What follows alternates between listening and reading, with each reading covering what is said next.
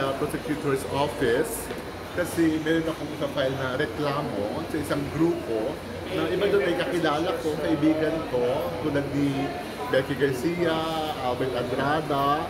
May pinakilala kasi sila sa akin na ang pangalan ay Angel De Jesus, Lawrence Plata, saka si Roda. So, sabi nila sa akin, sasali daw nila ako sa yung aking 8 anak sa isang fashion show sa Paris, gagawin sa West Kim, Vendôme, Paris. Rarampa kami, gagamitin namin ang damit ni Albert Andrada. Hindi kasi ito nag-materialize, hindi siya natuloy. Napangakuan kami ng ilang beses pero walang naganap talaga. Una, January 2023, kinancel nila yung fashion show. Wala namang valid or magandang dahilan, no? Pero nakabili na ako ng mga tickets that time no? Ay may mga business class kami, kaya ang laki din ng tickets namin, ang laki ng gastos ko. Inabot na? Siguro baka more or less nasa 2 million yung tickets namin dahil mga 8 bata, ako, tapos yung mga assistant ng bata, kapatid ko, pamangkin ko, yaya, mga 21 or 19 kami na pasahero. Yung cancellation na, umaabot yun ng kulang-kulang 500,000 pesos no? Na yun ang halaga ng cancellation sa Emirates. Ngayon, ang nagbayad ako, no? Sabi kasi nila, pinagbayad nila ako ng 4 million pesos. Para Doon sa participate ko, doon sa fashion show. As in audience or part kayo ng fashion show? Part ako ng fashion Rarampa show. yung mga bata? Tama, rarampa yung mga bata ako para kay Albert Andrada. Actually, kahit nga damit ni Albert Andrada para sa amin ay walang pinakita wala yung design nga walang napakita. Pero nagbayad din po kay Albert for that hindi. outfit? Bali, nag-form sila isang negosyo, no, isang business name, tapos doon ko binayad yung cheque na 4 million. Nag-clear yung cheque, nasa kanila yung pera na 4 million, pero wala nangyari, wala nung naganap. Kaya, pero nakapunta kayo doon? Oo, alam mo, nung June 2023, lumipad kami ng Paris para sa July na fashion show. Mga ano yun it's Emirates via Dubai. Pagdating namin ng Dubai, may text message ako natanggap na cancel na yung fashion show. So, nadismaya na naman ako na... Coming from yung text message? Hindi ko na matandaan pero I think it's Becky Garcia, yung message na yon, no? Kaya sabi ko, ano ba ito? Sabi ko, sana sinabi sa amin earlier na hindi na kami umalis. In other words, lahat ng pasahero nakarating sa Paris. Pagdating ko ng Paris sa Charles de Gaulle Airport, kinunan ko agad yung 4 na malalaking boxes. Sabi ko, ayan Becky, sabi ko, sana kung sinabi mo na maaga, hindi ko na dinala to. Ito yung mga damit na pinagawa ko kay Noel Crisostomo, sa kaibigan ko designer para sa mga kapatid ko na manonood ng fashion show sa Paris.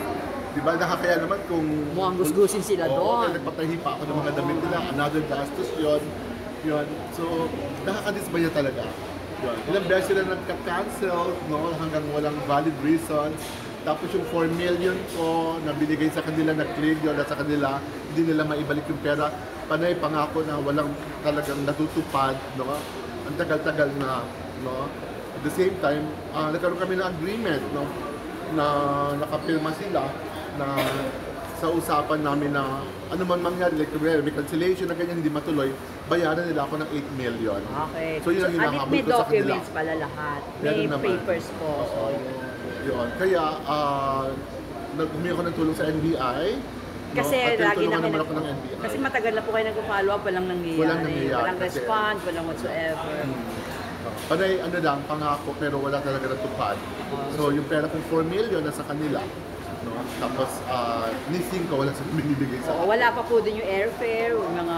wala doon. Diba? Wala. Okay. Magkano airfare namin, magkano ang damit, hotel. Hotel, yung gano'n.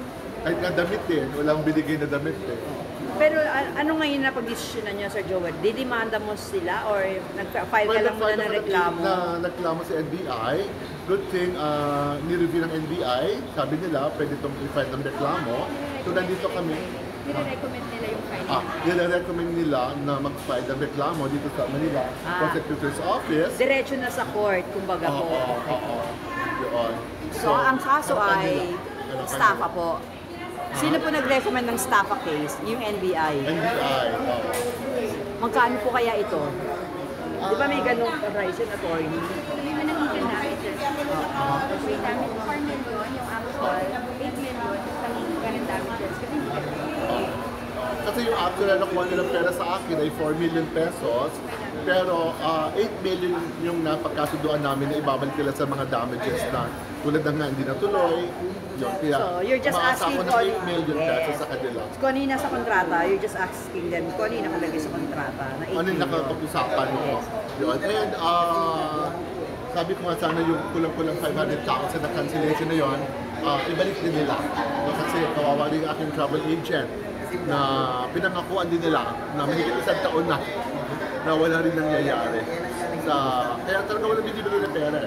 Yun. Pati pangako na walang nangyayari. After this, Sir Joel, makaka-receive sila ng letter? Oo, alam ko baka rin sila ng supina, kung tama ako, sa term, letter, para harapin nila yung kaso na to. Any message, Sir Joel, sa mga katulad mo, parang nabibiktima ko? Yun nga kaya rin ako umarap din sa iyo dito sa media kasi kaibigan ko yung iba dito, no? Kaya siguro sa kagaya natin na ganito pangyayari, mag-iingat po tayo talaga kasi ultimo pala kaibigan na napagkakatiwalaan mo noon, pero ganito ang mangyayari na Kapag kahit kaibigan, pag pera, di po ba? Talagang hirap talaga magtiwala sa kapag ka pera, iba na di ba? May pangako silang fashion show sa Paris, walang nagawa, walang naganap. Damit namin, walang binigay, walang design man lang. Yun. Sana maging lesson din sa inyo. Dahil isang lesson ito sa akin. Sana maging lesson ito sa ating lahat na mag-ingat po tayo sa mga ganitong pangyayari. Yun. Mabuti na lang na-review ng NBI at yung naman ako ng NBI at sana maayos din ito ng Manila Prosecutor's Office. message for them. Yun nga po, mag-ingat po tayo. No, for your friends na Dito sa mga kila Becky, Albert, silang dalawa yung kakilala ko eh. Iba naman kasi nakilala ko lang through Becky, through them. Kagaya ni Angel, De Jesus, Lawrence Plata, saka yung isang Roda, doon ko lang sila nakilala. Sobrang tagal nyo akong pinaghintay sa mga pangako nyo, no, nababayaran nyo ako, wala naman nangyayari. Kahit nag-meeting tayo, wala rin nangyari. So, balik nyo yung pera ko. No, nakasundo tayo sa 8 million, ibalik nyo yung 8 million pesos. At sana, maging lesson din sa inyo ito, yung ganitong bagay, kasi nakakahiya at hindi maganda itong nangyayari nito. Diba? At ito rin ang ating pagkakaibigan ay magkakaroon ng hangganan dahil sa ganitong pangyayari. Diba?